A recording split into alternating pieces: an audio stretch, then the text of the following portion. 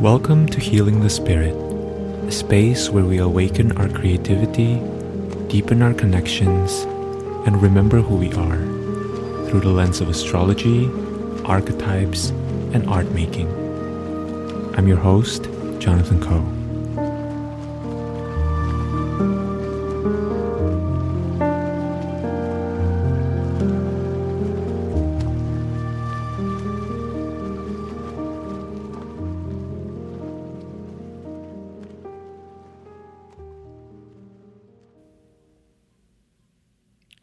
Hello everyone, I hope that you're having a beautiful Gemini season, and I hope that spring has been really beautiful for you so far. I am excited to be sharing this conversation today because it's almost like it's waiting for Gemini season.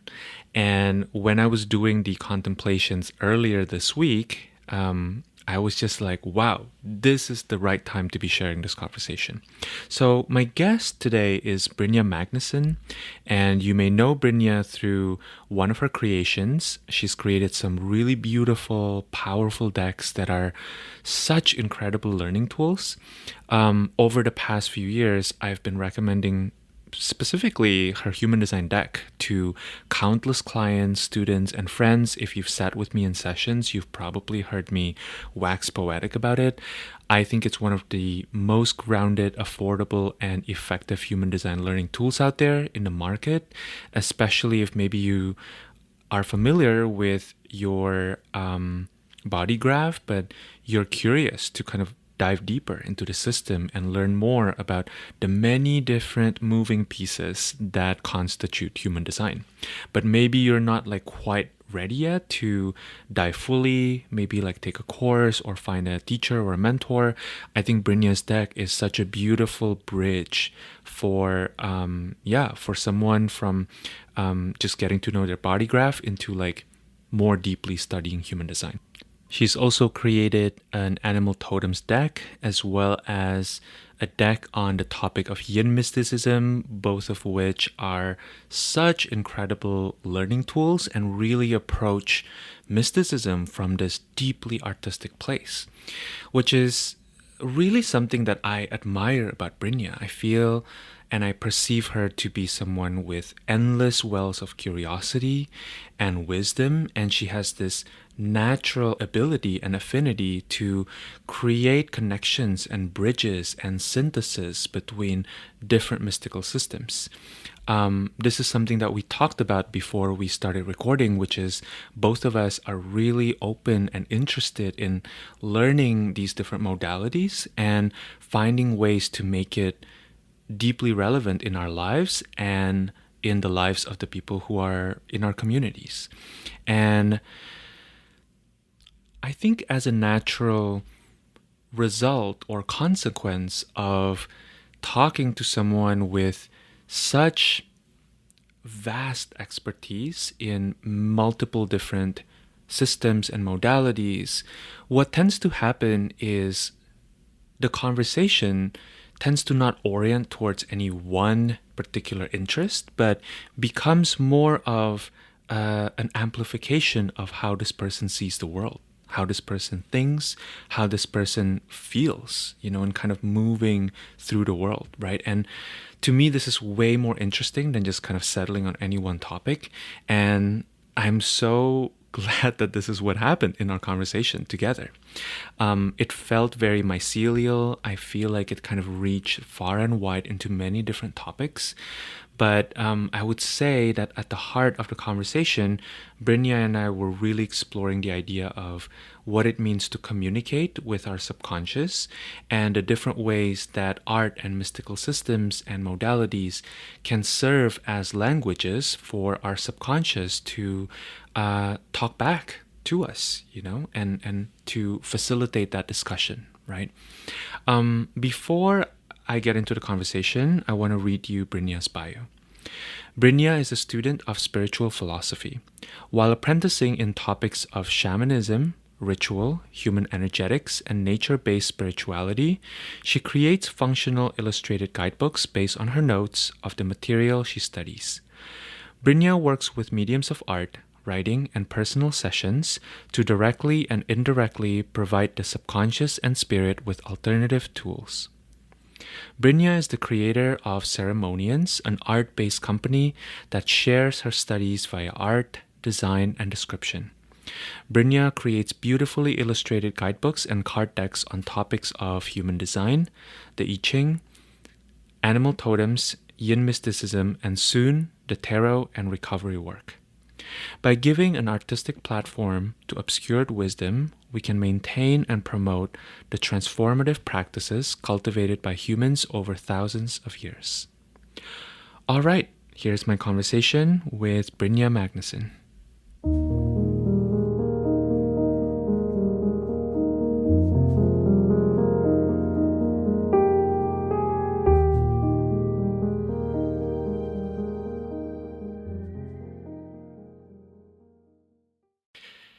Welcome to the podcast, Brynja. Thank you so much for being here. Thank you for having me.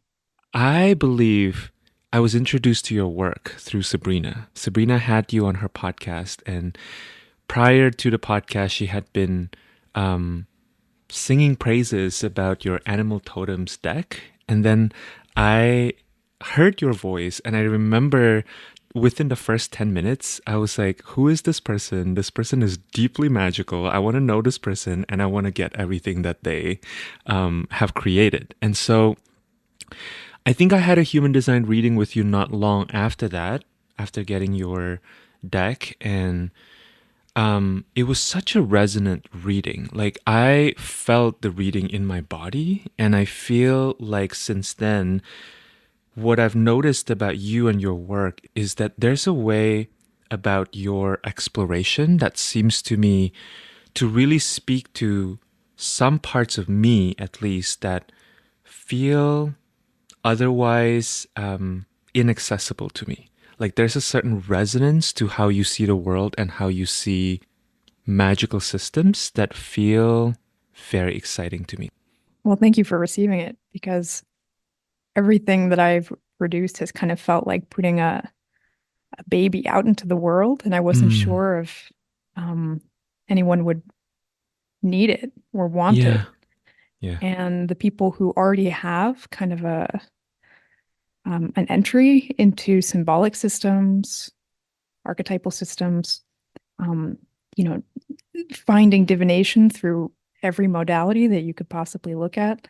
Mm, You see it land. And Sabrina, who you just mentioned, who connected us, she does this in astrology. And I think the work resonated with her because she has such a beautiful perspective of how to weave archetypes of your soul's evolution mm, through this lifetime. yeah. I was so blown away by taking her astrology class, the way that she is able to describe that your soul is taking these certain steps and Mm-hmm. reflecting things back. She speaks so eloquently about these topics that uh, it makes perfect sense when you have the language of archetypal systems. It keeps opening more and more doors, Mm-hmm. and it's really lovely to find other people that enjoy this language. Yeah. And that is kind of what it is. And we've been talking about this in the past of what is the work that I do, and I think also that you do, Mm, is transcribing the subconscious, yeah. working with intuition, with systems that reflect back to us, with archetypes. And all of that feels like the the common denominator of all of the Mm-hmm. work that I try and do is finding tools that are at service or in utility for communicating with the part of us that has a little bit more breadth and context and depth and intuition, Yeah. that doesn't come out through our waking mind or maybe Mm-hmm. doesn't come out through our thinking process Mm-hmm. on the surface, Mm-hmm. but is there trying to guide us. And if we have more and more tools that help us tap into that, that we start having a very different type of life Mm, and a different perspective. and different guidance. Yeah. And so that seems to be kind of this overarching theme that comes up because I do a lot of different things. Hmm. And I kind of it's like a carousel between these archetypal systems that I work with, and then also spiritual systems and like trying to find a career that transgresses through uh, an archetypal world, Hmm. spiritual or shamanic world, and then also an art world, and then also like having a business. Yeah. And like, how do you have all of those together? Right. And it does seem to be that the thread that links all of those is that every single one of these systems that I'm using, except maybe the business part, Hmm. is trying to work with the guidance of the subconscious, and that the Hmm. subconscious kind of knows where it wants you to go. And if you can get better and better at listening to it and helping it, assisting it, being at service to it, it's going to kind of put you on a really interesting path. And the Hmm. more you heighten that, the stronger the path becomes and the more intricacies you can find on it. Yeah. Um, so it's been there, yeah, there's so much to dive into, but I think the overall message is that like the career path that I've taken has been a career that has been guided by my own subconscious, Mm.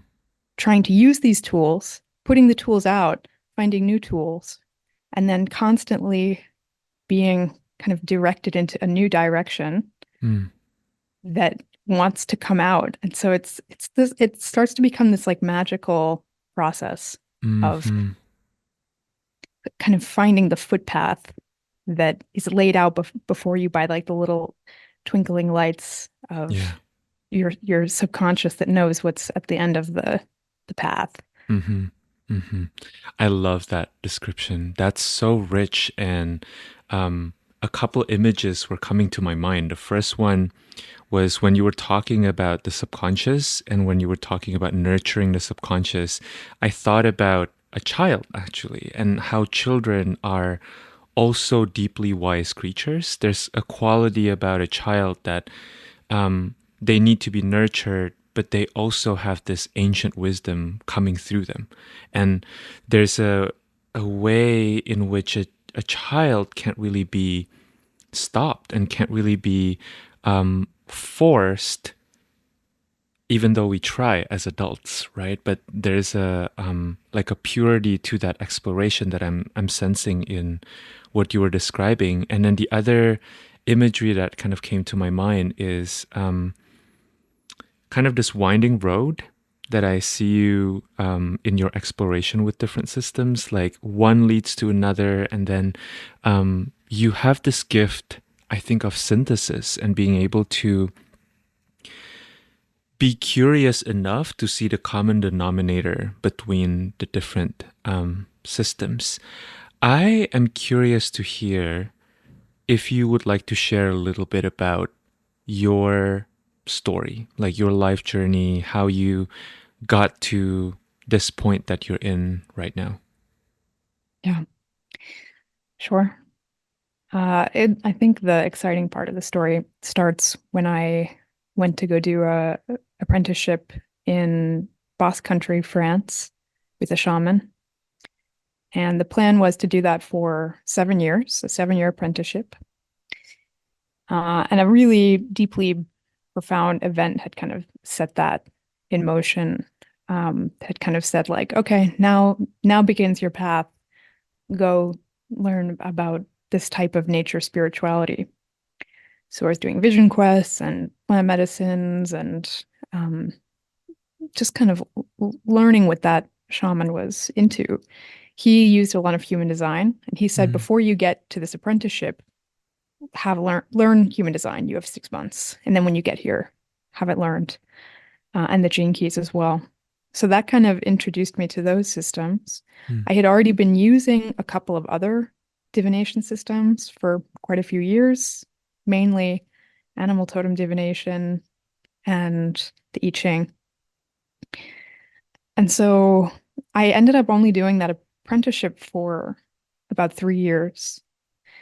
Um, and during the apprenticeship, the art really opened up. That was kind of like Mm. my trade. I was trading my ability to be there, be living there, with providing art for meditation workshops and the tarot and whatever the shaman was working on.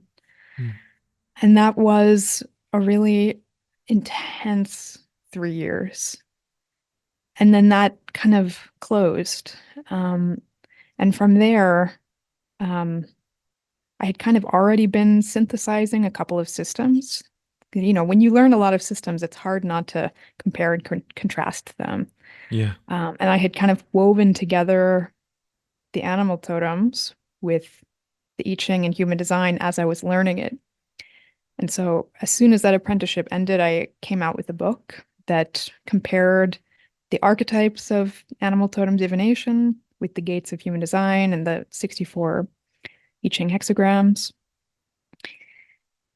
And that kind of launched this, like the last 4 years of what should have been my apprenticeship ended up just being kind of self-study in a way, Mm. where Mm-hmm. I was learning about systems or finishing up the process of learning about something and then putting art to it and then just publishing it. And that felt like a very grounded way to have one foot in this kind of like magical, mystical, archetypal realm that kind of still used these shamanic principles and energy work and all that stuff. And then also was, having a little business and feeling grounded, not just running around in the mountains and, having this magical life where you have like no savings and Mm-hmm. like no plan. I'm sure I'll probably get back there at some point Yeah. in the cycle of things. Uh, and then and then there's always been like also manual therapies to Mm-hmm. work to know how to heal the physical body through, physical touch. Mm. Um, and what kind of therapeutic work you can do. Um, and then also hypnosis has been one of the modalities that has come up in that. So it's interesting when you consider yourself in like a shamanic apprenticeship. It's kind of silly to say that because it feels like you're going to take your whole life to learn what you're trying to learn. It's not going Mm. to even happen in 7 years. Yeah. You can still be at service to other people if you can, but really it's just this like collection. It's a Mm. collection of like all the systems you can possibly get. Mm-hmm. And then whatever systems you have, then you start maybe giving it to other people in service of your community. Mm-hmm. So okay, so for the last 4 years, the way I was in service to the community in a spiritual sense was putting out these utility products where you can learn about the I Ching or animal totems or human design or this whole yin perspective that I really went through a big yin obsession. It Mm-hmm. hasn't really gone away, but it has calmed down a little bit since I've published that book, thank God. Um, and now that I'm about a year out from like the official when I should have ended my apprenticeship, Mm. which was perfectly aligned with my Saturn return. Wow. Um, Now it's kind of like, all right, the wheel begins to spin again. Mm. Something comes. Mm-hmm. And what's so interesting is that almost every single project I've ever made, as in like all the books and the card decks, which there's about four of them, all of the art preceded the product by a Mm. couple of years. Mm. And there was like this like strong impulse of like, I have to make this art and I'm just Mm. making it because I want to. Mm-hmm. You most of the time, not every time, but usually the art kind of led the way, either by a few years or months. So now I'm kind of like, all right, what art is coming out now? Like what's coming down the pipeline? And this is what I meant earlier by, the subconscious leads the way. The Mm-hmm. subconscious speaks in like almost every language except for the spoken one.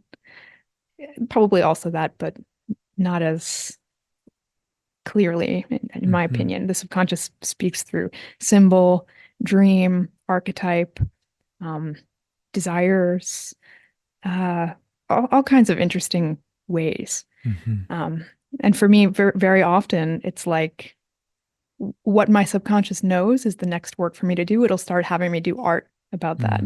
Mm. Mm. Um, And I just kind of cross my fingers and hope that that's gonna end up putting me in a good place. Mm-hmm. And so far, it kind of has. Mm. And so I am having like this massive art explosion right now. Mm-hmm. And I'm kind of looking at the art that's coming out and I'm like, oh boy, like this looks pretty exciting. I wonder what this is going to be in a few months or years. Um, so yeah, there's like it's a big percolation phase right now. That's so this is kind of the life story of since I've almost 10 years now.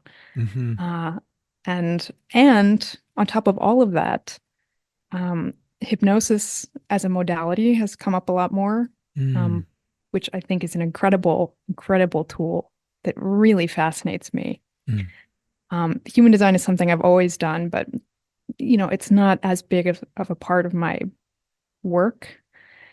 Um, and then astrology, I'm learning now, evolutionary astrology from our mutual teacher, Sabrina Monarch. Mm-hmm. That's been really fascinating. And so it feels like the systems start to weave together as you learn them.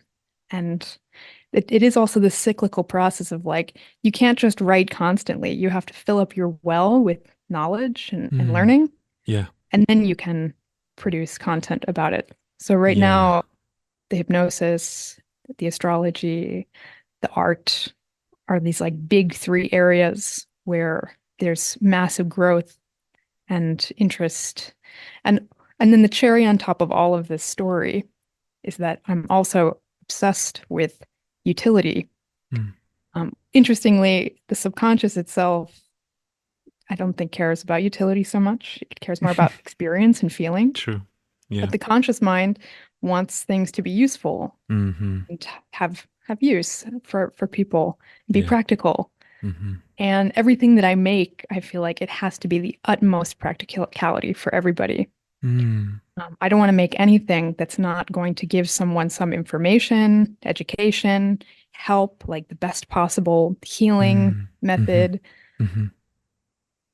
And so, as these new systems are kind of coming into being, how can I bring as much utility and helpfulness to other people with them? Yeah. That's been kind of the interesting thought process at the moment. Yeah. Yeah. I thought it was really interesting that you shared this piece around um essentially what I'm hearing is a lot of these chapters begin with you kind of having a love affair with art and just kind of creating art, like becoming this fountain of like artwork, and then that leading you into something that you can make sense later. I thought that was really, really interesting. And also what you mentioned about utility is fascinating because in some ways I found that my relationship with art and my own artistic practices haven't always started in that place. Like I feel like that's something that I've had to learn over time, that um you know the idea or the concept of creating art for art's sake has always been very fascinating to me, but it hasn't been particularly useful or practical or even inspiring. That's Right. something that I've learned, that I think my ego doesn't particularly like, to be honest with you. Like I wanted to be that person who just like makes art for art, but there's I don't know what it is, but there must be something about my design or my personality or my subconscious that wants to kind of bridge the divide between me and other people, or like me and community. um and it feels like I'm I'm currently in a moment of figuring out how my artistic skills can be that glue, right? That can kind of bring together um, my interests and the needs of others. Yeah. This is a topic that has been super on my mind, and I discuss it a lot with my partner, who has Mm. really interesting thoughts about it as well. Mm-hmm. He's a very hardcore scientist in academia, and I'll tell him, I think I want my art to have utility. I don't want to make art for art's sake. And we debate if that's if we agree with that, because he thinks, he's kind of a true artist at heart. He feels like art should be made for art's sake, Mm. just to express and transcribe yourself and have your feelings and emotion come out. And that will impact other people just by having it be whatever it is for you. And he also thinks in the sciences that the sciences would be better off if there was less utility and there's just more exploration and discovery, Hmm. which I agree with. But, art and science are on the two ends of the spectrum. So they're like this beautiful polarity to compare and contrast. Hmm. So I think art should have more utility. Mm. I wish I could be one of these artists that like can make art just because. And sometimes I can, but usually if I'm trying to make art come out of me, I like refuse to do it. I refuse, or I literally can't even access the desire unless I feel it is doing something practical for other people. Mm. And my opinion is that art has lost its utility in society, the way that we used to have it.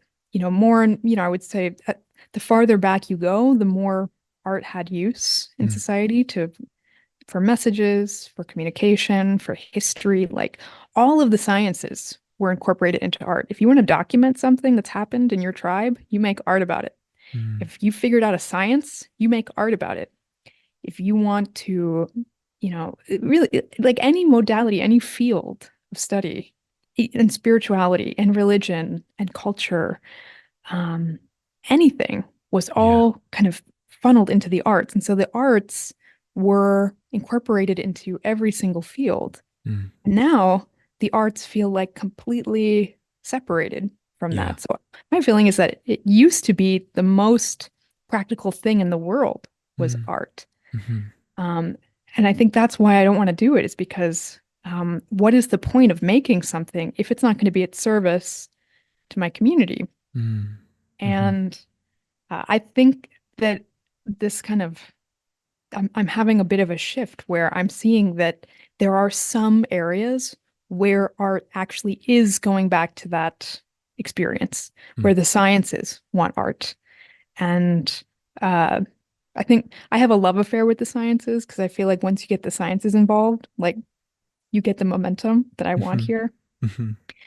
And in particular, the one thing that really did this for me was I went to COSM, which is the Museum of Psychedelic and Visionary Art in upstate New York. Have you ever been? I have not been. Oh, That you gotta sounds go. Yeah, amazing. it's not far from you. You should come Yeah. up, I'll bring you. Yeah. Um, so COSM, do you know who Alex Gray is? Mm. Mm. He's a very famous artist, married to Mhm. Allison Gray, who's also a famous artist. He made some he makes these like very psychedelic paintings. And I think, he got his fame because there was, I think, like Tool used his art on an album. Mhm. But again, that's like, the arts mingling with the arts. But then there was a science book, you know, uh, maybe not the most hardcore science, but it was a scientific study that came out about DMT, published as a book, and they Mhm. used his art. And there was the synthesis of art being used to describe something completely undescribable by science. Mm.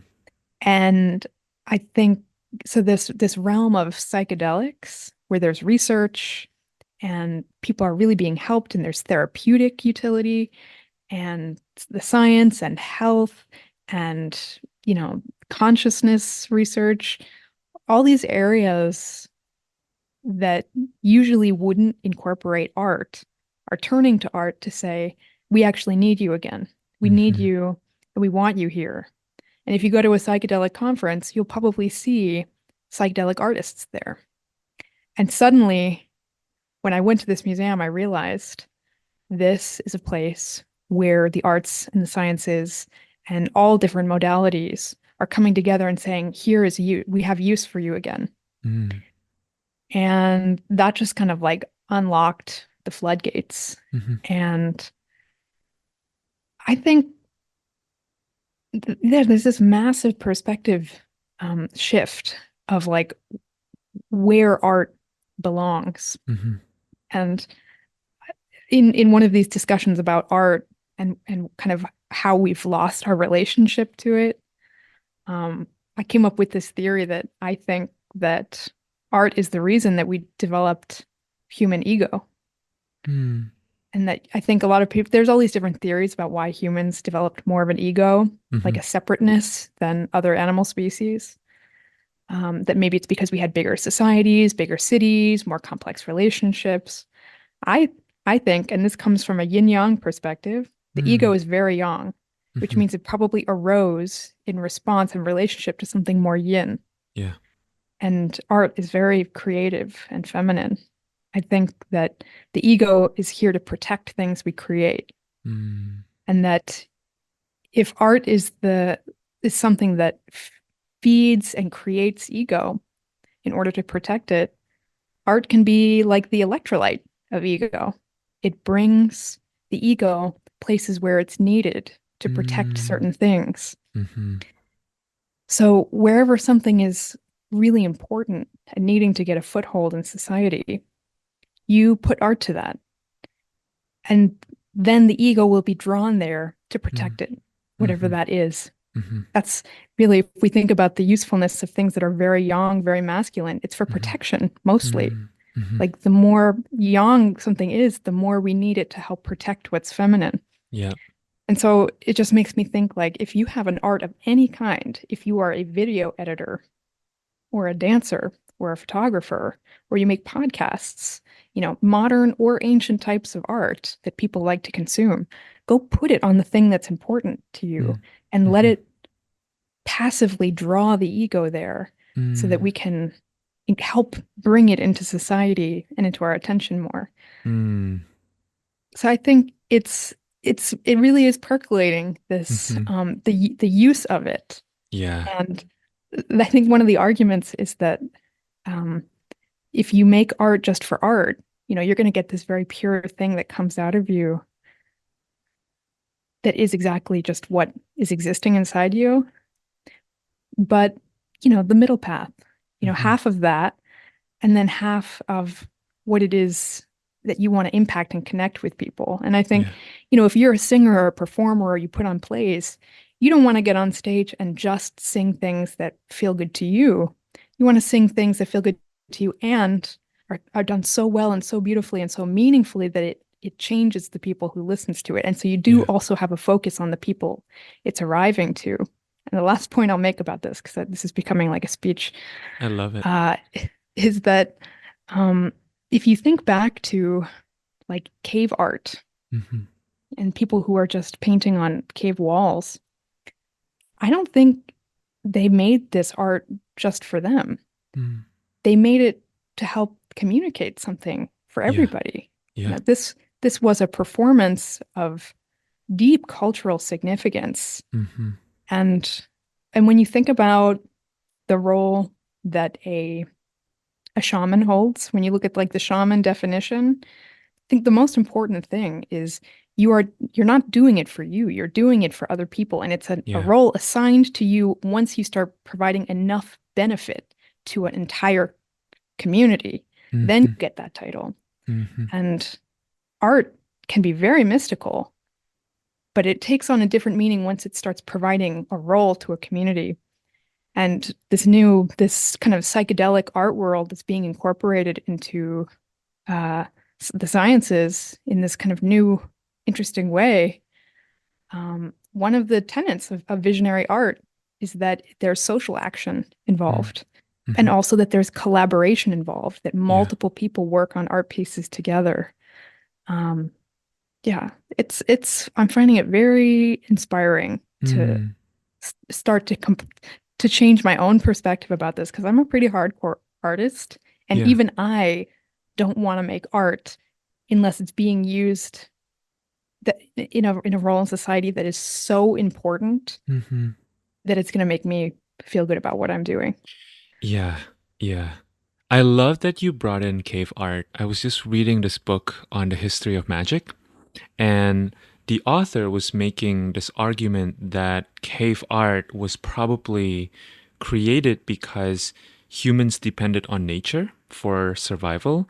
And it was probably thought of by our ancestors that these cave art really helped them understand the animals and the world around them that help ensure their survival, right? And whether you frame this in terms of magic or whether you frame this in terms of recognizing our deeper kinship with the rest of the world, there's something about art, if you think about it, even if you paint like an elephant, this really beautiful painting of an elephant that takes you hours, right?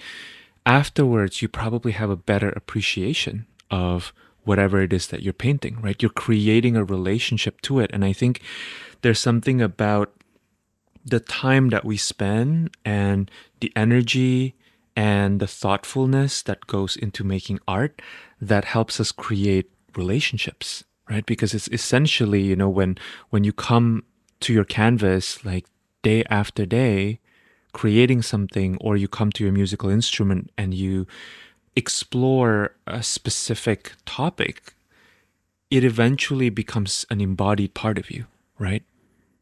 Mm. Mm-hmm. Yeah.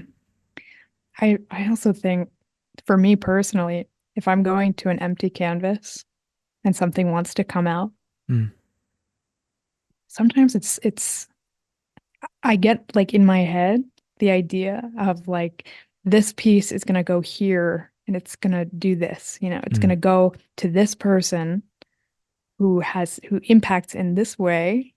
And I like make a whole list of what in my head I think this artwork is doing. And then once it's done, you step back and look at it and you find there's an entire message in it that you didn't intend to come out, mm, but also it's both a prediction mm, and a prayer. mm, And I've done this for a long time, even before I was doing manual art. Is that if I really want something to happen, I'll mhm, just draw it mhm, and I'll make an artwork of it. And then the likelihood of it happening seems to just happen to go up. I don't mhm, understand how it works.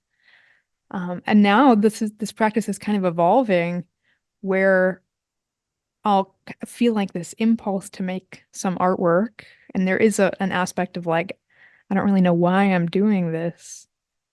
And then once it's done, I step back and it's like almost like I've been possessed. mm, And here is like the writing on the page. mhm, It says like, mhm, prepare yourself for this. mhm, This is mhm. on its way. And it's like Yeah, very freaky, yeah, uh, but beautiful. yeah, yeah, exactly. Um, I would love to hear you talk a bit more about the subconscious or the unconscious. And specifically, you brought in hypnosis. It's so fascinating to me thinking about the various ways that we can use hypnosis. And I know that hypnosis has uh, an interesting reputation. You and I were connecting about how we got a certification in hypnosis sometime last year. And um, I was updating the verbiage on my website, and I had a former student look at the grammar and just making sure that I wasn't doing anything stupid, right? And putting it on my website. And I was writing about hypnosis or incorporating hypnosis into sessions, and um, she left a comment about how that is a very loaded word. Like hypnosis has this really loaded connotation. And I feel like you might have something interesting to say about this, specifically also informed by your exploration of Yin mysticism. I feel like in the preface of that work, you were talking about the ways in which the Yin has been ostracized or misunderstood or repressed for a very long time. And yeah, how we've created a whole culture that's so focused on the young ways of doing things, right? Even people who talk about things like mysticism or spirituality still rely a lot on um, young structures and is often afraid of kind of going into the actual materials of the unconscious directly. I don't Right. know if there's a question there, but I guess I'm curious to hear you expand more on that, Yeah. or whatever's coming up. I think a good thing to preface with when you get into talking about hypnosis is one, there's a huge amount of research that proves that hypnosis has a mechanism on your brain Sure. that actually does put you into a state that your body believes what's kind of the suggestions being told to you. So you can Mm-hmm. rule out that this is kind of like the stage hypnosis stuff, which I think has led to a lot of the stigma of Mm-hmm. it. Mm-hmm. And also that there's an enormous range of what is a hypnosis practice. And it can go Yeah. from very superficial and very light to some of the deepest work you could possibly imagine doing, like beyond psychedelics. Mm-hmm. Um, and then the other thing that the way that I feel about hypnosis is that this is a modern day term for a very mystical practice. Mm. And somehow hypnosis has kind of fallen between the cracks of science and mysticism, Mm-hmm. even though it does actually feel like the actual modality that uses both. Mm-hmm.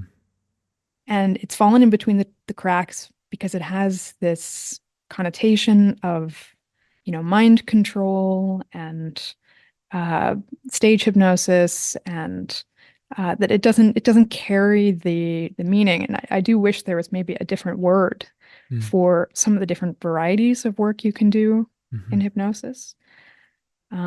Because I think, you know, the guy that I used to apprentice to, he would say shamanism is really just hypnosis. You are you're doing hypnosis. If you want to do a soul retrieval, you're doing it through hypnosis. Yeah.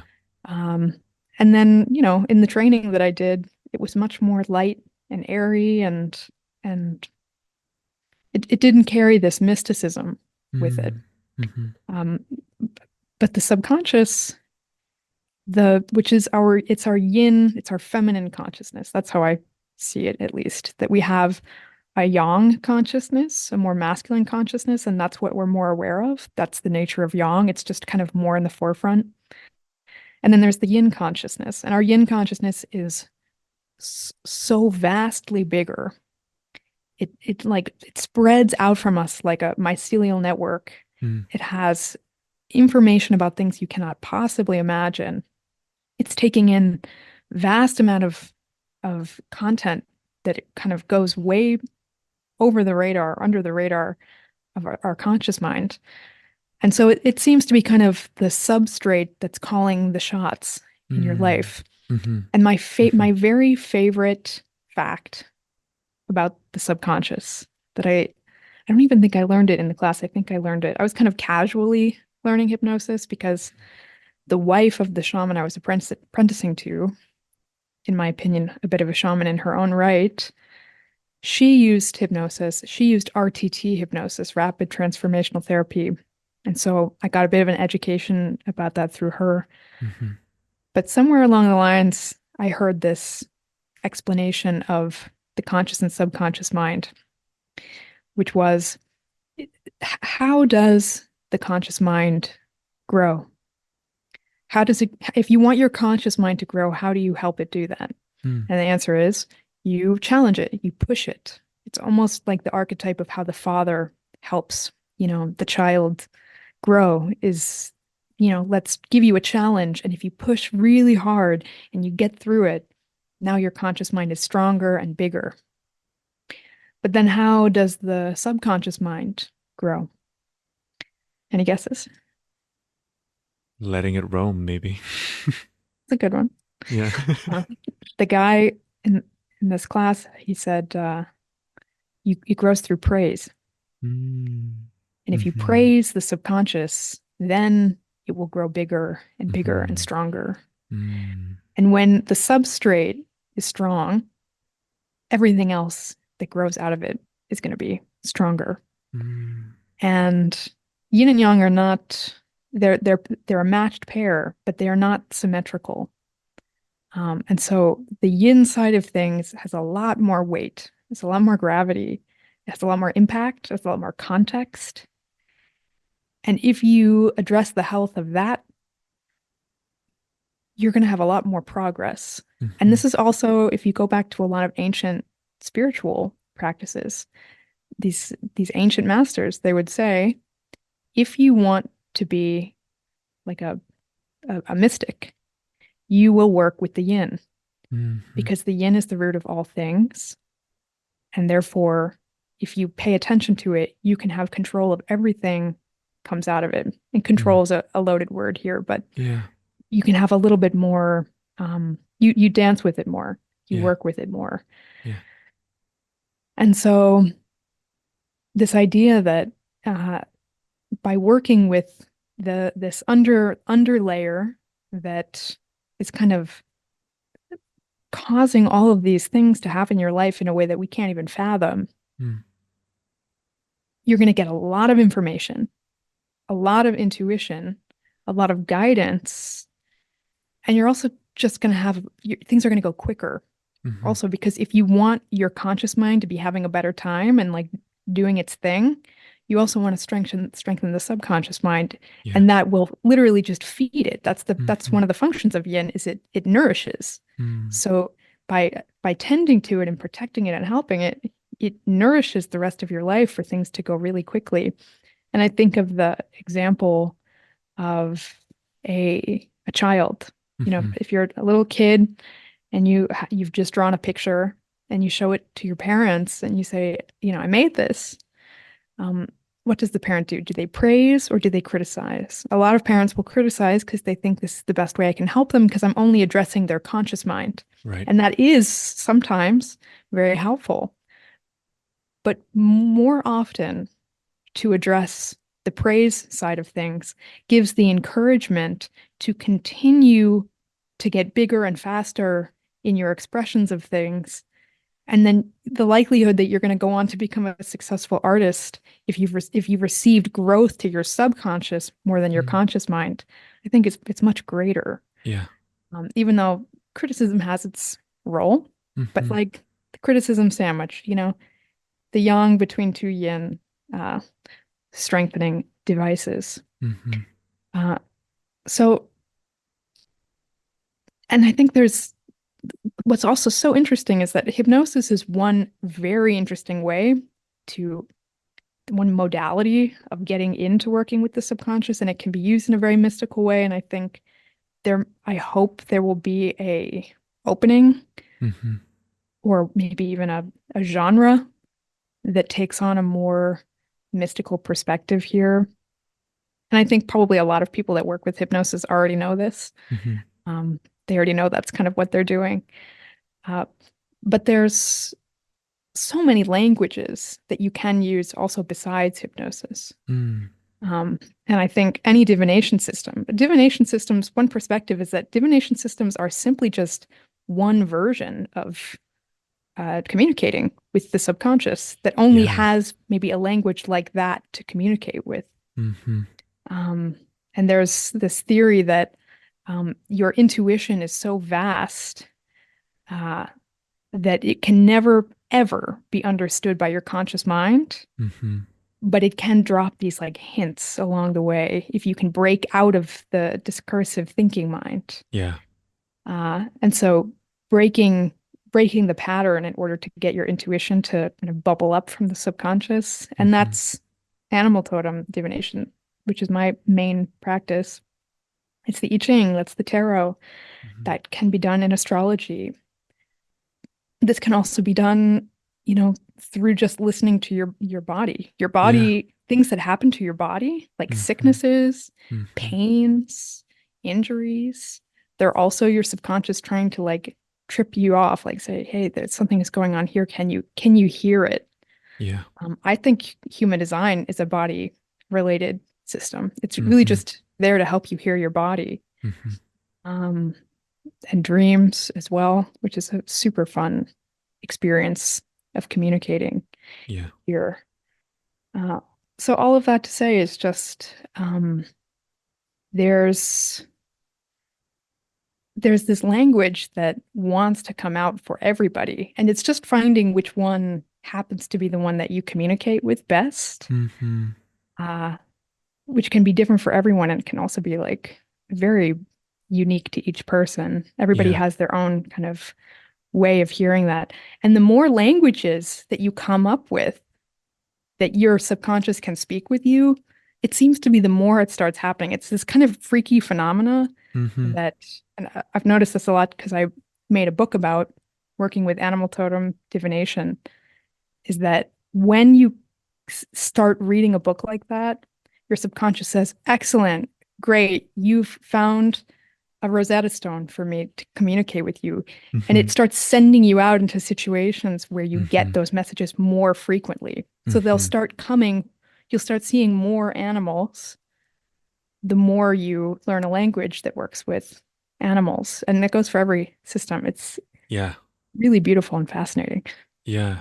I remember my first human design reading with you, something you encouraged I'm imagining to everybody who got a reading from you is to let this inform the mind and then kind of put it aside, right? And let it be information that we just then encounter in our daily experience, because some of the things that are talked about when we talked about our human design or our astrology chart, often in my experience talking to clients, they already know this on some level. Like this, if we're doing a good job as a reader, usually it's not a total surprise. There's something about that particular shaping of the person's mechanisms or their lived experience um, that they're already aware of, and they're just kind of waiting for a language to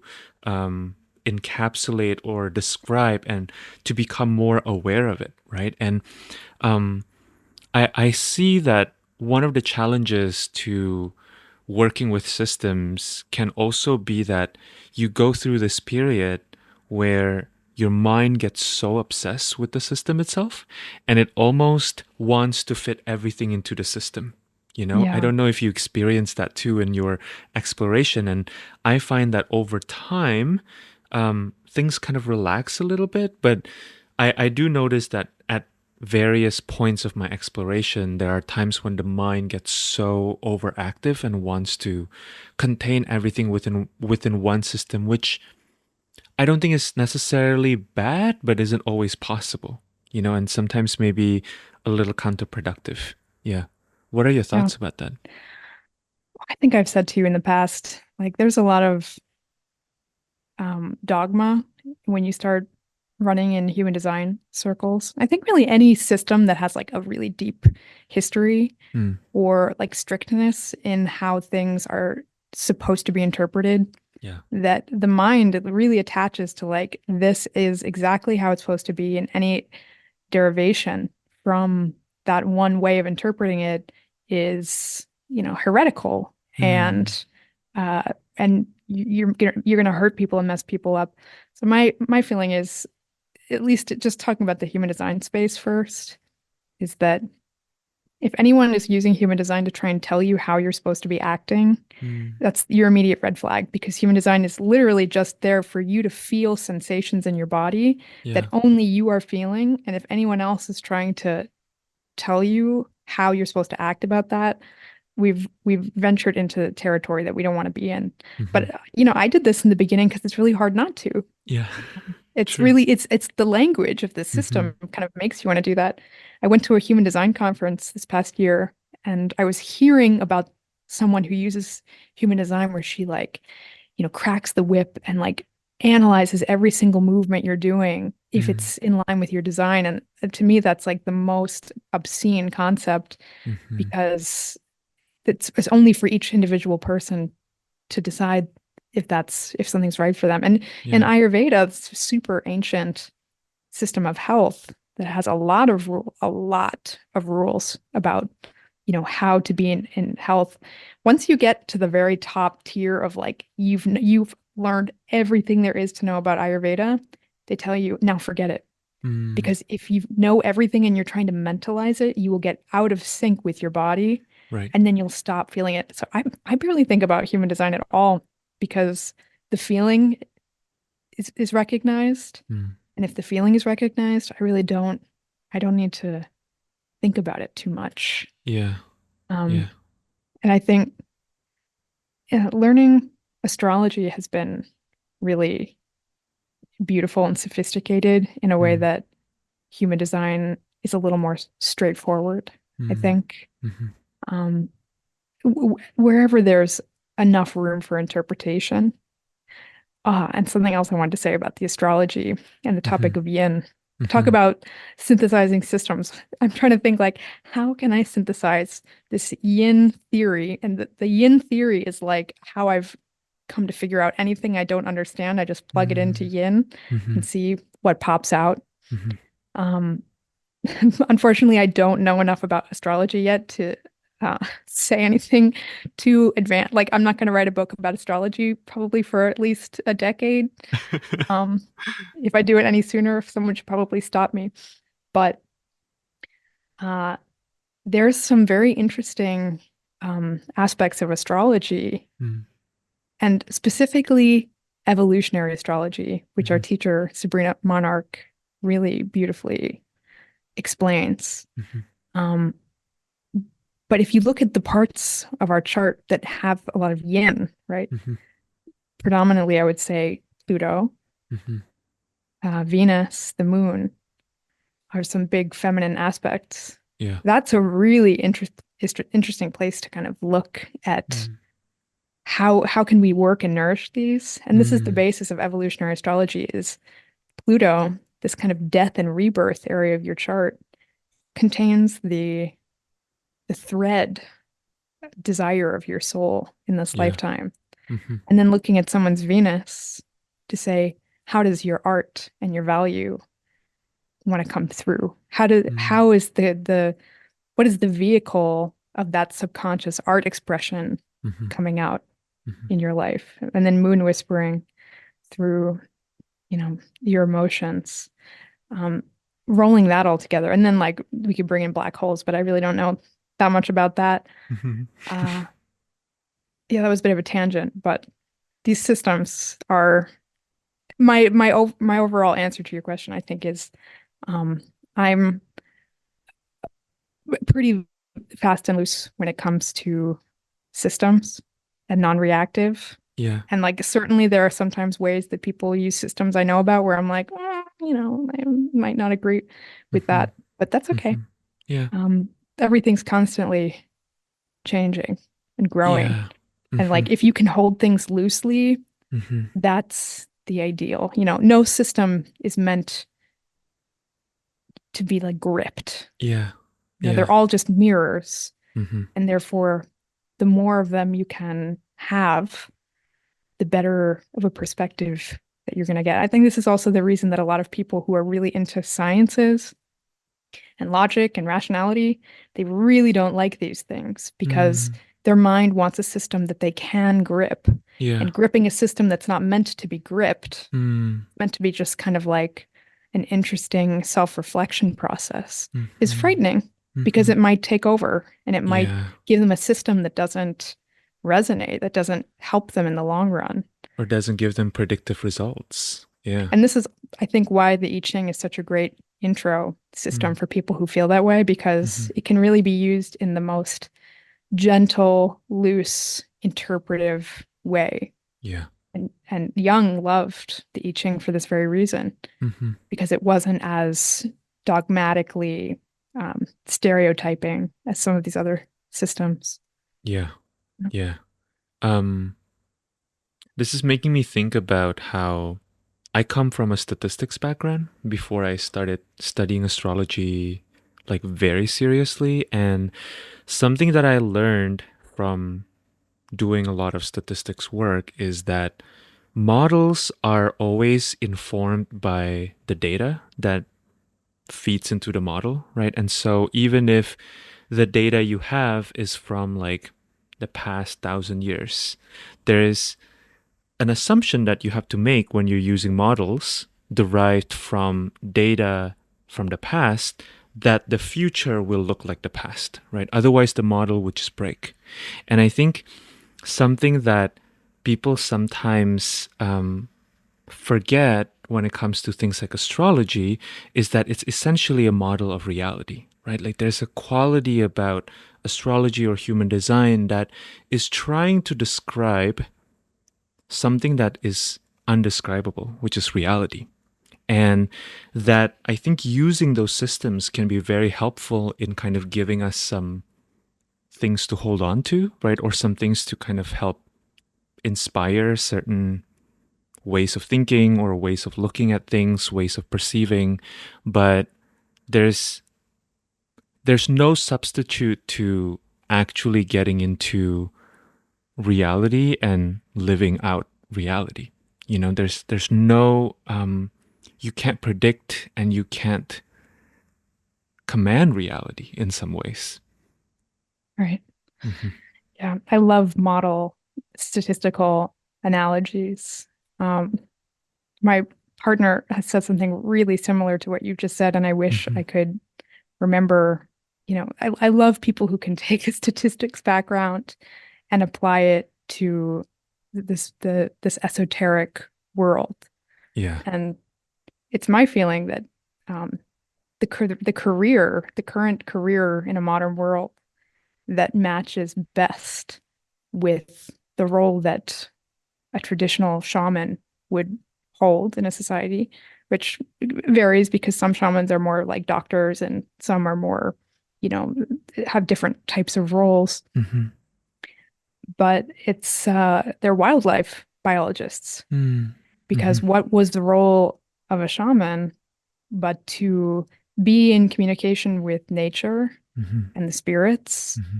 and then bring that back into the tribe and say, here's what's going on. Mm. And that's what our environmentalists and wildlife biologists are doing. They've got one foot in the natural world and they've got one foot in the sciences, the most respected career that we have in our modern world. And they're bridging them together. And they're saying, here's what's going on. I have credibility in my voice. Hmm. Let me tell you about our world. Hmm. Here's what's happening. Yeah. And I do really love hanging out with wildlife biologists because they capture this. But it's a really interesting role that people who have science and math backgrounds synthesizing this knowledge Hmm. with something a little bit deeper. Mm. Because it does seem, if we go back to the yin yang theory, if you want something really magical to happen, if you want something really powerful or profound or creative, impactful, you have to combine opposites. You have to Mm. combine the yin side of things and the yang side of things. Yeah. So that can go in literally any career. There are these scientists who start to try and bring the esoteric or like the things that have been poo-pooed by the scientific community. They try and bring it in, like to Hmm. call them the woo scientists. And they're really ostracized by the Mm. scientific community and they're Hmm. really celebrated by, maybe more the layperson that finds Mm. this interesting. Hmm. Um, but people who have found that there is an intersection of things that, woo-woo type people are saying, and they back it with science. Hmm. And those are the people who are really at service, I think, to the entire population because they're holding the key. And it's a very scary role to hold because Mm. it comes with enormous backlash Hmm. from their communities. Yeah. So, I'm thinking of people who, oh, like the Sheldrakes, the dad and the son. Do you know who I'm talking about? I do. Yeah. Yeah.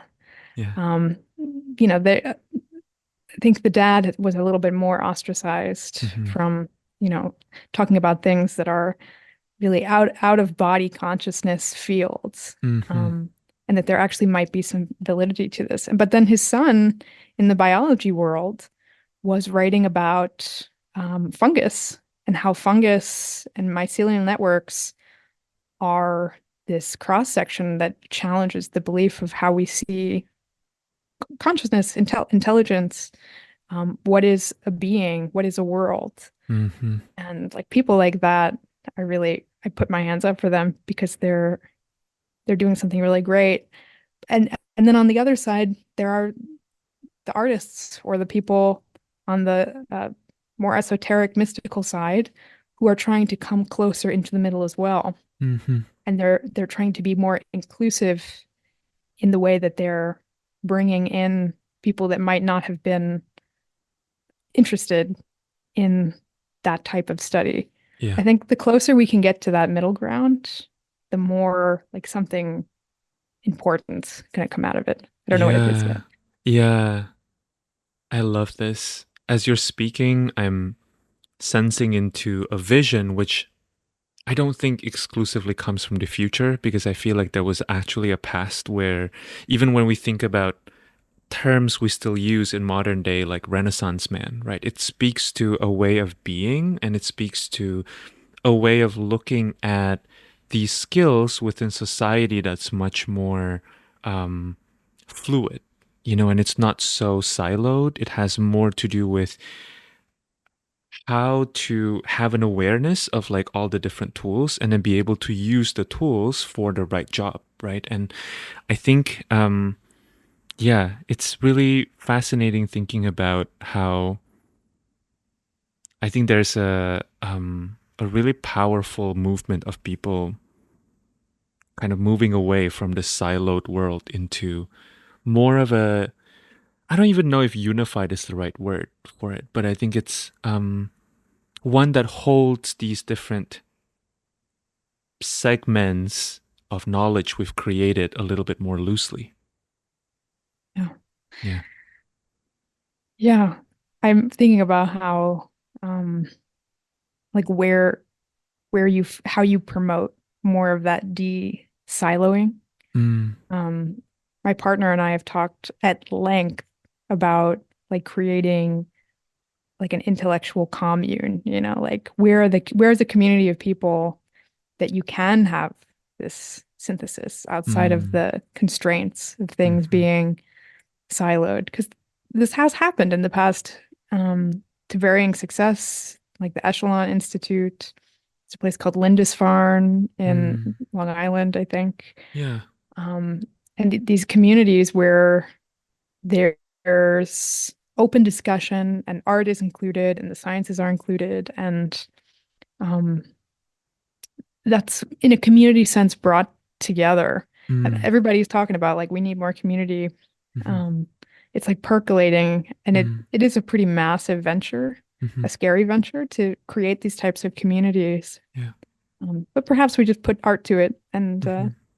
and the art will sort it out for us. Yeah. That's usually my.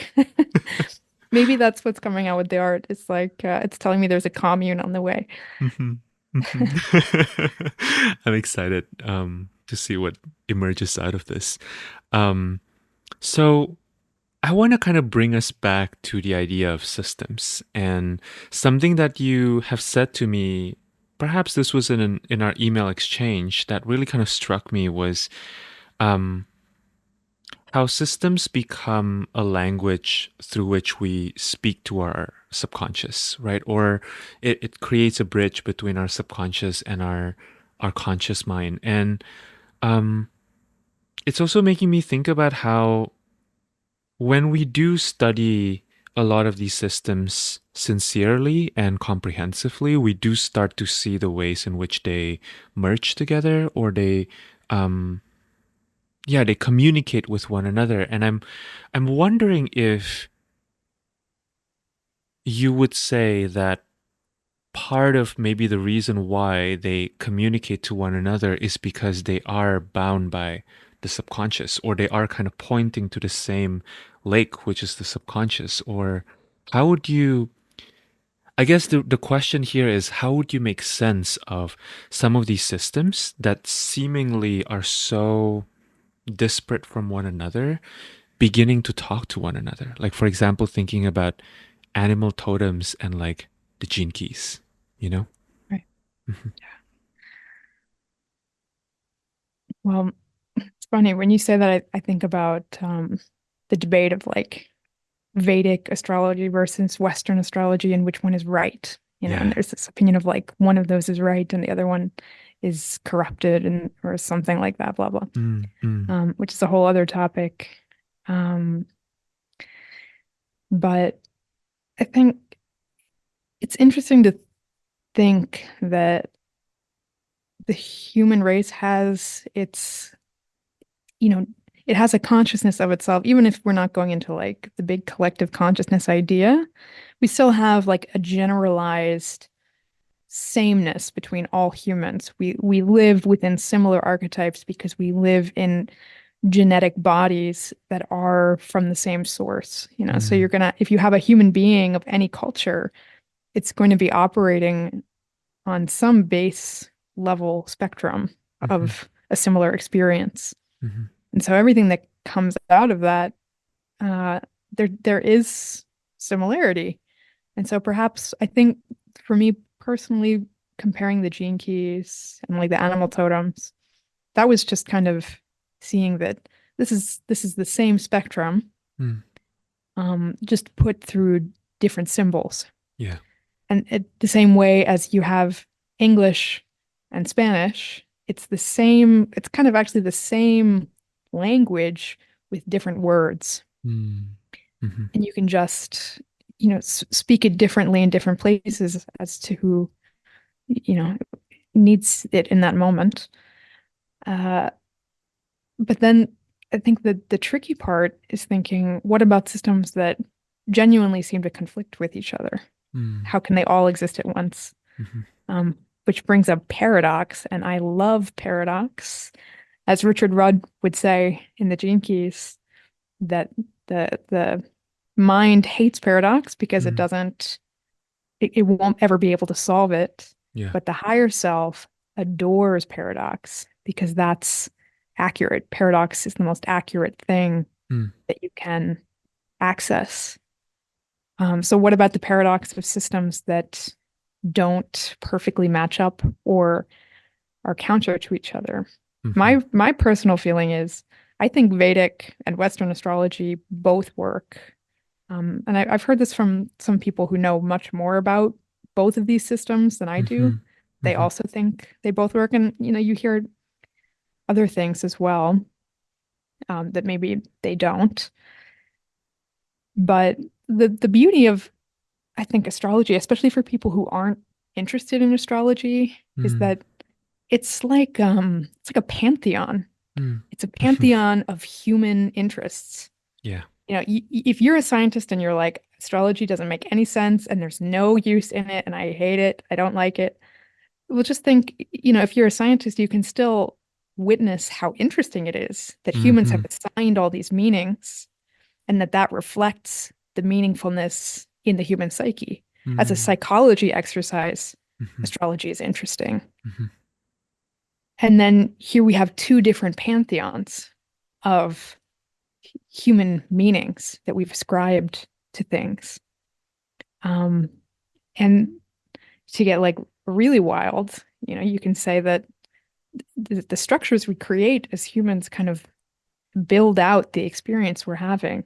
Mm, Um, and so if you have a plethora of systems that all kind of are counter to each other, it's almost like just having many layers in a tracing paper book. They yeah. layer on top of each other, and you can turn to the page that you can hold up a filter to your world and say, this helps me focus in on this section, Mhm, without needing to say, just because this lens focuses this life situation doesn't mean that another lens wouldn't help me focus in on a different life situation.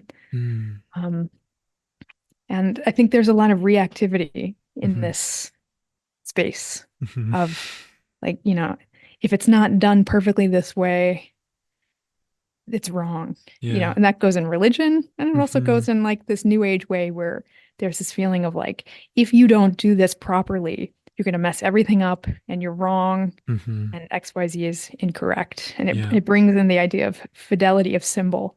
What is Mm, the fidelity of a symbol that mhm. makes it accurate in Yeah. any person's mind. Yeah. Um, and I think non-reactivity is one of the most sagely mystical mindsets you can take on, right? Mm-hmm. And the more you can hold multiple systems that don't work together, it's like it's a strengthening exercise to your developing your perspectives. Mm-hmm.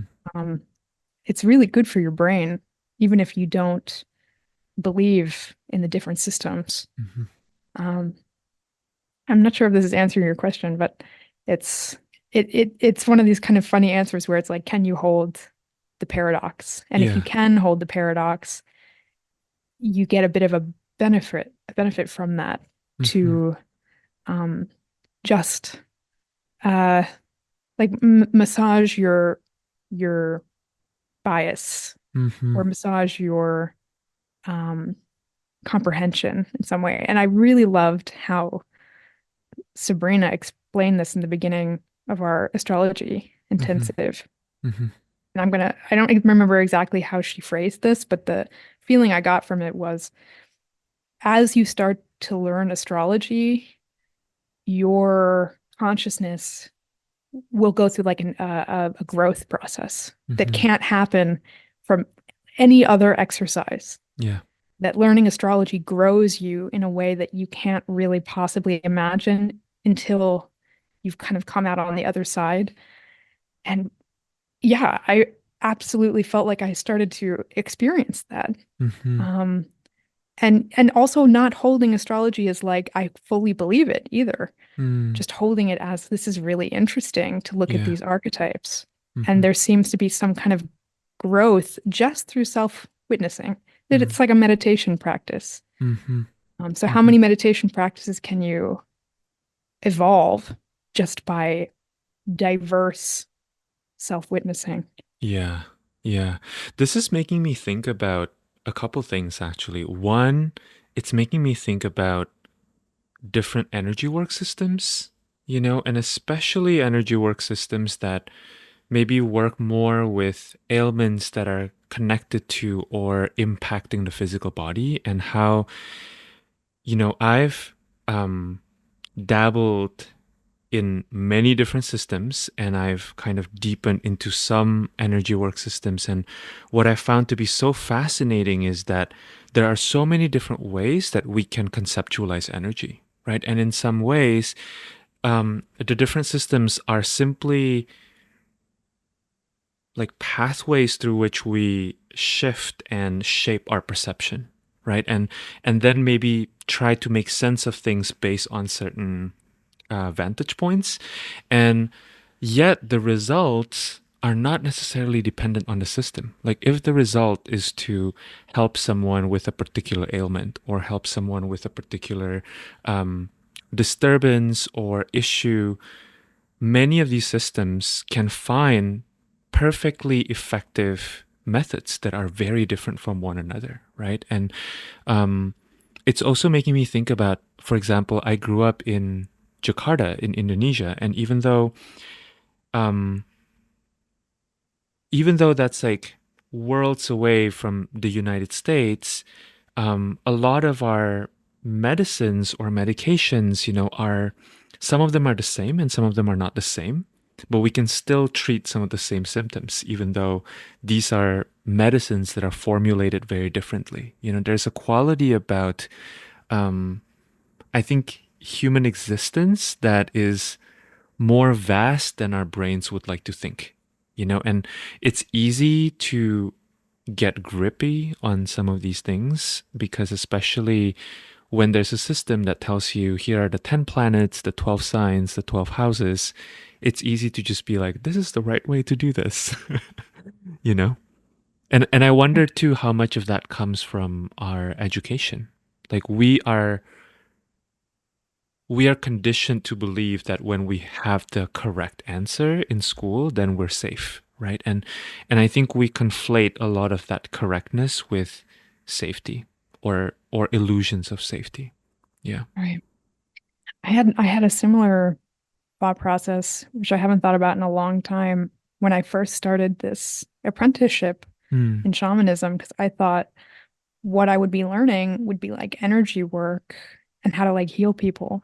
Mm-hmm. And I didn't go into that at all, really, or very not in the way that I expected to. And then at a certain point, I felt like I have a pretty good foundation of how to heal ailments on a physical level through manual therapies, through pain Mm. management, chronic body work. Mm-hmm. Uh, but then when it got to energy work, I was thinking, I can't seem to find one right way here. And there seems to be a lot of methods through all different cultures of how you Mm-hmm. fix the energy in someone. And I wasn't getting the education of what is the right way. And my feeling was if I didn't know the exact right way to do it, I wasn't going to put my hands on anybody Mm. because that's a very serious thing to be Mm-hmm. trying to help someone with a condition and to go in directly and Mm-hmm. try to mess around with that. Yeah. It it would be cool. I would love to have an ability like that. But then kind of what emerged out of that perspective or desire was that everybody seems to have a completely unique contribution to everybody else's health. Mm. And I think especially if you're someone that collects systems, Mm. uh, you're going to be carrying a little nugget of information around that comes in useful to someone Mm. as you meet them. And Mm-hmm. that does not have to be like an energy healing practice to have that effect on people. Yes. And so if you give someone a piece of information Mm-hmm. that ends up creating the self-awareness that they can see the thing that's wrong, even if that comes years down the line, Mm. that is a medicine. Mm-hmm. And kind of loosening the grip of I have to, figure out the energy modality that will cause the healing and instead just like give the keys that I have. Mm. And the keys that I have are the ones that I didn't intend to have, but then they just arrive. Mm-hmm. Um, and it might be that you carry just one key Yeah. of perspective, and then that just will unlock. And on my own healing journey, I used to say that figuring out what I needed to get better was like falling backwards down a mountain. Mm. If I had intended to find what I was looking for, I wouldn't have found it. And it was only Mm. through kind of just bouncing off things Yeah. did I find my way. Mm-hmm. And I think you also then think of the wordage of when the verbiage, the the term of medicine, Mm. which increasingly you hear in places you might not expect it. So when people talk about animal divination, Mm. there's this common term of animal medicine, which was Mm. coined by, or popularly coined by Jamie Sands, who wrote the animal medicine book. And the way she looks at it is that when you see an animal, it is medicine for you. It's like medicine to your psyche Mm. that's affecting your whole system Mm-hmm. just through your perception. Mm. And then people use medicine with plant work as well. And and the energy work of plant medicine work is this whole other field where again, like you might not be doing that much, you might not be getting very much from the practitioner, but the medicine and your psyche are doing the energy work on yourself. Yeah. And also that plant medicine work is not necessarily therapy. I would Mm. say more often than not, it is not therapy. What it is a opening of your perspective, of your awareness and something like a window opens, Mm. the light shines and you look and you say, ah, look, that's something that's going on. The Yeah. window closes, then you go do therapy on that, then you go do the work. And so just simply doing medicine, plant medicine work is just the beginning step of the more mundane therapy Mm. work. And I think anyone who's done a lot of plant medicine has probably had the experience of going in, trying to get another great experience where the medicine feels like it heals them or it Mm-hmm. unlocks something for them. And then the Mm-hmm. medicine actually says, no, no, this work is you're meant to be doing this work on the mundane plane now. Mm, No more mm-hmm. back doors on this. Go figure this out the hard way Yeah. because that will be more effective. Mm, And then there are some people that work really well using medicine work and therapy mm-hmm. together. Mm-hmm. Um, but just the term medicine and that there is nothing on this earth that is not medicine, Mm-hmm. that everything that impacts your psyche and that you walk through is having some kind of psychological effect. Yeah. And it's hard to hold that perspective when it feels like everything's going wrong, Mm, or you've kind of stepped in it, or you're off the path in some mm-hmm. way. Mm-hmm. Um, but there's like a messiness. Oh, and also when I first started this apprenticeship all those years ago, I started to feel like, oh, there's one way to do plant medicine, and you've got to like do it in the shamanic way, and you got to open the directions, and you've got to be, really spiritually hygienic, Mm-hmm. and you have to have the right practitioner. And if you do it in a parking lot somewhere, or if you do it with like someone who's not a good practitioner, or if you're doing it in a city, you're going to be negatively affected, and you Mm, might get traumatized. mm-hmm. And then after a little bit of time, I came to realize that we don't understand really how these medicines work. Mm-hmm. If anyone tells you that they know how it works, they probably don't know. It's way beyond our scope of understanding. Mm-hmm. And if you feel compelled to do plant medicine, your subconscious knows that that's for you. And if your subconscious puts you with a practitioner that really messes you up and creates some trauma for you, Mm, that's also medicine because it's probably going to end up putting you into some other therapy that needs to happen. And yeah. so to like let go of it has to be done a certain way. I know Mm-hmm. for me in particular, as Mm-hmm. Brynja, it does have to be done in a certain way. Like Mm, it can't be done in a way that it works for other people. mm-hmm.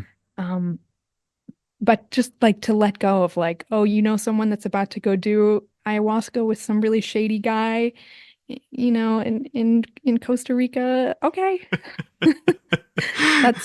that's that might actually be okay.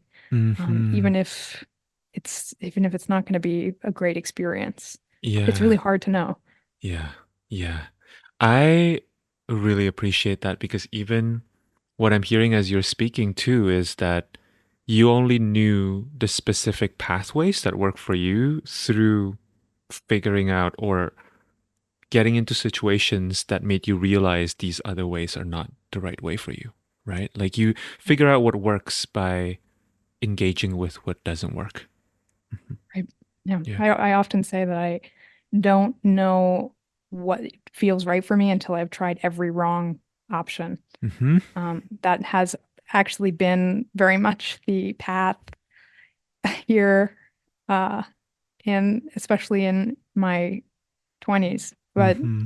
it's so nice when things that kind of like the dots connect as to why, if I hadn't spent a lot of time in a city, I wouldn't have figured out that it's deeply crucial that I'm not in a city on a regular Mm-hmm. basis. Mm-hmm. If I hadn't have learned that lesson for quite a few years past Mm-hmm. its, you know, I probably could have moved out of a city sooner. Mm-hmm. But if I hadn't been really miserable Mm-hmm. for a couple of years doing that, I might not have really hammered in that lesson. Yeah. I know this is also like things I try and tell myself on a regular basis because I Mm-hmm. also don't, it's very hard to keep this perspective that like Mm-hmm. it's all okay that things are going wrong. Yeah. Um, Yeah. it's it's been helping me to do a lot of art Mm. because often you'll do something in your artwork that messes the entire thing up like irreversibly, Yeah. and then it ends up becoming a better painting because of it if you Yeah. just keep working through it. Right. It helps train your brain to be okay with that because life is also a big giant artwork as Mm-hmm. well. Exactly. Mm. Well, I feel like that's a beautiful place maybe for us to land, but I'm curious um if there's anything else that you feel like talking about, or that maybe I haven't asked before we close this space? Gosh, I loved everything we've talked about Me too. today. This has been really lovely. Um, Um, yeah, I will just say that I appreciate your willingness to kind of go on this adventure with me in this conversation. And yeah, so much of it was so profound. Like I was feeling like different um like gateways kind of opening up as you're speaking, and I feel like we could have yeah had 15,000 different variations of this conversation. So I think there was a part of me that would have loved to talk to you this entire time about evolutionary astrology because ah, I don't have many people to talk with that yeah, about, which yeah. for anyone who doesn't know, it's not this like predictive type of Mhm. astrology that's saying Mhm. like, here's going to be the weather in the next week of Yeah. what's going to happen. Yeah. It's much more like how can you develop yourself through seeing your soul's Mhm. archetypes. Yeah. Um, Yeah. maybe another time. What's Mhm. your Pluto placement? I have Pluto and Scorpio in the third house. Mhm. Okay, very Yeah. close to me. Mhm. Pluto Scorpio on the fourth. In the fourth house. Yeah. Yeah. Yeah. What's been your experience with your Pluto? However much you would like to share, because I feel like Pluto is can be intense. Oh, I'm really um lingering on the something that Sabrina had explained it in class because I kind of hadn't quite put it together that Pluto, Pluto is the area wherever Pluto goes, there will be either birth or death, whatever is Mm. needed. It's the force of Mhm. nature that says, Mhm. now here we need death, or Mm. here we need more life. Yeah. So it's this very misunderstood thing. But as a soul archetype, or the desire of your deepest desire of your lifetime, and how you change that as well throughout your lifetime, in the fourth house being safety. And she Mm. had said, is safety that something, does that hit a nerve? Like, wow, yeah, it really does. Mm. Um, the Mhm. feeling of safety and how in addressing the desire for safety Mhm. that everything starts opening up. Mm. Um, but really it's just also so interesting to like see that if you give to the placements that need certain things to be nourished, Mm. it's like doors start popping open in your life that you couldn't possibly have imagined. Like all the strings are tugging on each other, Mhm. and how fit like elegant it is to find to find the archetype that needs more nourishment. Mm. And as you give that, like the Mhm. strands go out to all these other areas of your life, Yeah. Yeah. and things start to move faster or feel more grounded. And wow, Mhm. it's just been so incredible to Yeah. watch that happening, even Yeah. if I'm not doing anything on purpose. Mhm. Um, I've been finding it so helpful. And like your Saturn, obsessed with the most interesting part of the chart, where your biggest challenges are. Yeah. Your Venus, Mhm. um, especially being in an art environments and like finding out what everybody's Venus placements are. Mhm. Yeah, this is like its own whole podcast. Yeah. I'm going to commandeer the ending here just to talk about how fascinatingly beautiful this is, Mhm. and how much it's been Mhm. helping me Yeah. um, move things. Yeah. Like it's like it almost feels like getting like CPR into Mm. some area of awareness that Mhm. I didn't know Yeah. needed that. And like Right. air is getting pumped in. Right. Um, Right. yeah, it's just been, yeah, as far I'm such a systems collector. My South Node's in Gemini in the 11th house. Um, but as far as system collecting goes, I'm just like I was so scared to get into astrology, and now that I'm Mm. kind of dabbling in it, I'm just like in heaven Yeah. at the intricate nature of interpretation here. Yes. Yes.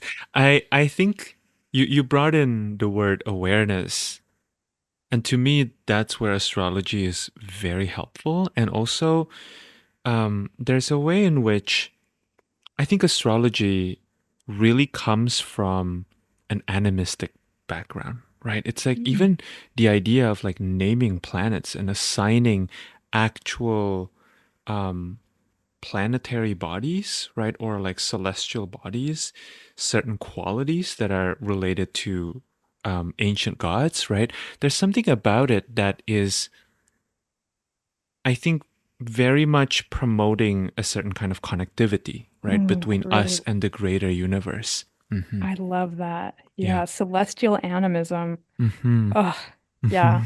Hmm. It's like this is like the next evolution. Like I'm already obsessed with animism, Yeah. and then moving it into the sky. Yeah. Um, yeah, it's the piece I didn't know was missing. Right. Right. Yeah. Yeah. So I think what I was trying to say with that is that, one, it does help, point out to places that may need nourishment, as you mentioned. But also, I think, when we think about having Pluto in the fourth house for you or the third house for me, you can directly speak to Pluto as well, right? Like part of cultivating that archetypal eye is you get to talk to some of these archetypes, right? And you get to have direct, real time, emergent conversations with them through the system. And so then you start to really use the system as a pathway for you to be with your day to day reality. Like, in a way, the systems don't become restrictions anymore. The systems become a way to deepening grounded sight and actual presence. Yeah, Yeah. exactly. Hmm. Yeah. Hmm. It's so delicate.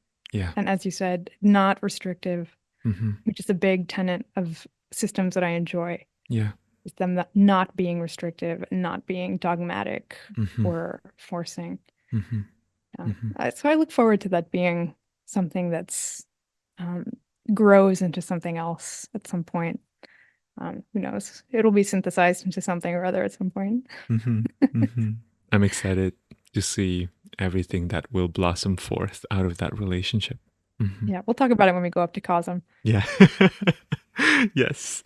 Um, well, before we part, Brynja, is there any offerings or any? I know you have many decks and books, but yeah, would you want to talk about where people can find you and your work?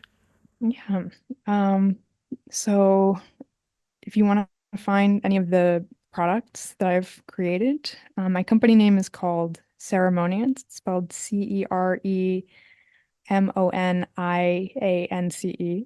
Um, yeah, even I have trouble spelling it. So, I'll have it all uh, in the show notes too. Hmm. yeah. Um, so that's all there. I do human design readings here and Hmm. there. Um, but mostly at the moment, um, in transition over to I think astrology, hypnosis, art modalities. That's kind of kicking into gear. Hmm. Um, so yeah, my email's on my website if you want to find me. I'm around. Yeah, cool.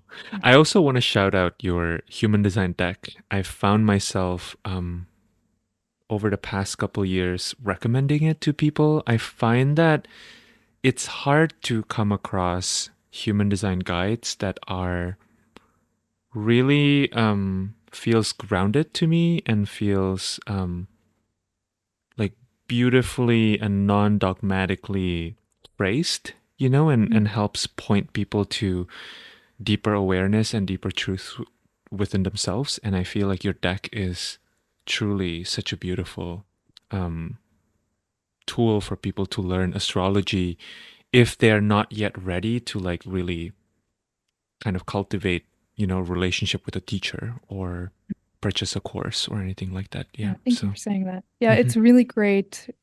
Um, just intro. If you're just learning human design Yeah. and you're just trying to memorize, Hmm. um, to practice. If you're already if you know your stuff, it might be a bit too basic. Do you think I should turn the deck into a book? I've been contemplating I doing that. was, I was. I think you had asked this question before too. Oh, I really? That's think funny. I think that would be amazing, Brynja, because I love the deck and also like the kind of brain that I have. I feel like I do better when it's like bound, you know? And I can Yeah, just like refer me back too. to it and I know exactly where things are. So just kind of on a Okay, great. practical, That's it. I'm doing it. I'm a Virgo rising, so Yeah. the the deck format sometimes is like, okay, we gotta make sure we don't mess up the order because I then we know can't find what. it's such a mess as soon as you open it.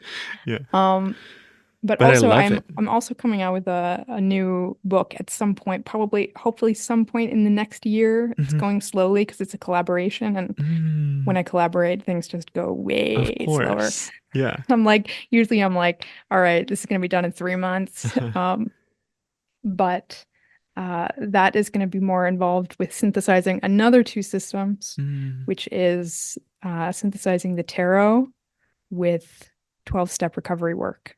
Ooh. Yeah, which is, I think, a Mm. little more accessible to, um, that's accessibility is kind of the key word. Is Yeah. like if you just want to dip a toe into a system, Hmm. it's really great to do it through this kind of playful, divinatory way. Yeah, And I I agree. think 12-step recovery work is awesome, Mm. and I want that to be more accessible. Hmm. So Hmm. that's on its way. It's almost getting there. Hmm.